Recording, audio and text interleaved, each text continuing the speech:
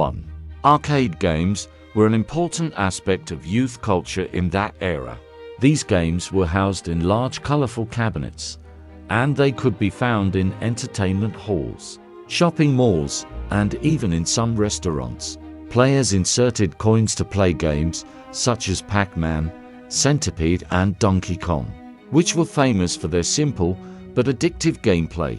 The golden age of arcade video games, which spanned the period from the late 70s to the mid-80s, was marked by rapid technological progress and a surge in popularity. Slot machines became social centers where friends gathered, competed, and demonstrated their skills. By 1981, the arcade video game industry in the United States was estimated at a staggering $8 billion. MTV, an abbreviation of music television, is a well-known American cable TV channel that debuted on August 1, 1981. This was important because it was the first channel that broadcast music videos around the clock, hosted by cool personalities known as VJs, or video jockeys. Initially, MTV was only available in a few places, but quickly gained popularity around the world. This played a crucial role in making music videos a prominent part of the industry, and even provoked the second British invasion of the United States. Over time, MTV evolved and began broadcasting various content, such as reality shows and music news. The very first music video ever shown on MTV was Video Killed the Radio Star by the Buggles 3.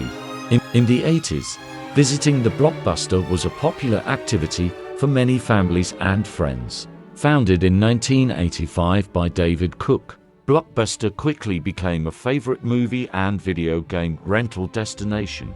People were browsing through rows of VHS and Betamax cassettes, choosing movies to enjoy over the weekend. Discovering a new release or a favorite classic was exciting. Blockbuster stores became an iconic part of American culture, offering a special experience compared to other video rental stores of the time. At its peak, Blockbuster had more than 9,000 stores worldwide and opened a new store every 24 hours.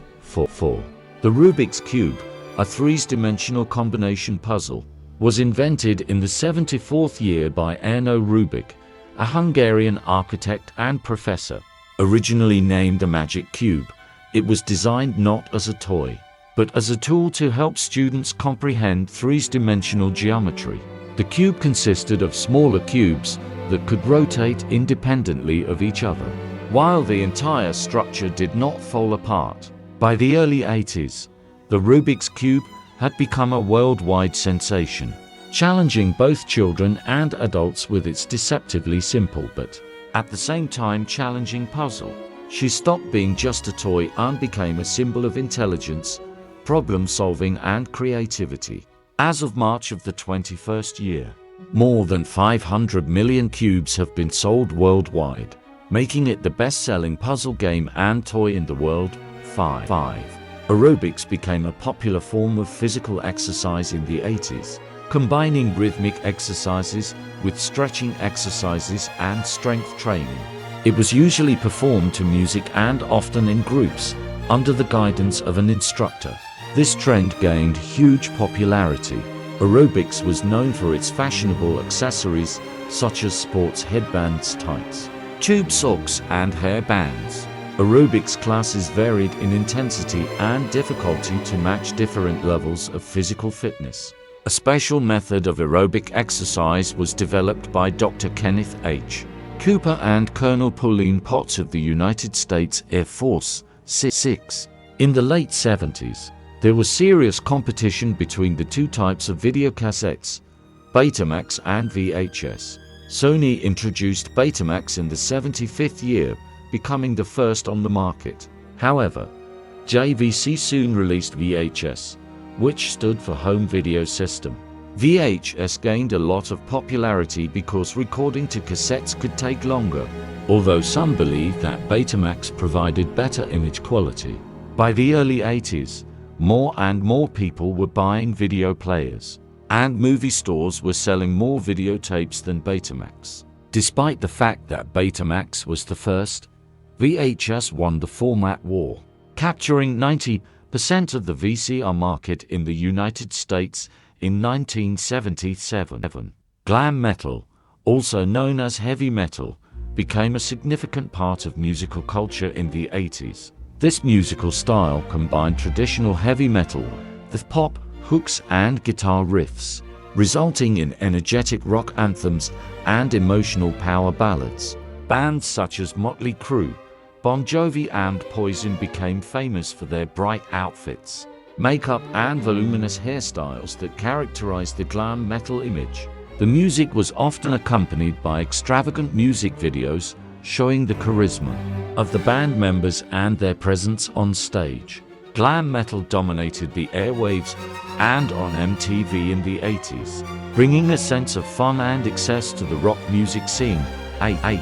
Trivial Pursuit, an exciting board game that tests players' knowledge of various subjects, was conceived by Chris Haney and Scott Abbott. The inspiration for the game came to them when they discovered the missing elements from their Scrabble kit and decided to create their own game. After its release in 1981, Trivial Pursuit quickly gained popularity as a favorite game in the family, combining entertainment with a quiz on general knowledge. Players move around the playing field by answering questions from 6 different categories to earn colored wedges for their pie-shaped game pieces. The goal is to collect all 6 fragments and answer the last question correctly. By the 76th year, Trivial Pursuit had sold a staggering 20 million copies, which brought in $600 million in sales, which indicates its enormous appeal. 9. In the 82nd year, Coleco Industries introduced a line of Cabbage Patch Kids dolls with fabric torsos and plastic heads. These dolls drew inspiration from Xavier Roberts' soft, sculptural dolls Little People, which he created while studying art. Each child from the Cabbage Patch received a unique birth certificate and adoption documents, turning them from simple toys into cute characters that children could raise. Initially, the dolls were sold at arts and crafts exhibitions, and then found a permanent home at Babylon General Hospital, a converted medical clinic in Georgia. The popularity of dolls grew rapidly throughout the 80s, breaking sales records in the toy industry for 3 years in a row. The name Cabbage Patch Kids was chosen because the original creator was depicted as a little boy who discovered these unusual dolls in a magical cabbage patch. 10. In the 80s, a group of young actors known as the Fraternal Pack became famous for their roles in coming-of-age films aimed at teenagers. The term Fraternal Pack was coined in an article in 1985 published in New York Magazine referring to these actors, who were in their early 20s.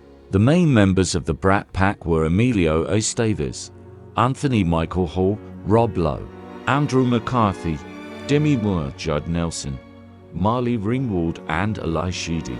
They starred in such iconic films as The Breakfast Club and St. Louis, Elmo's Fire, which are often considered important for the Fraternal Pack Association.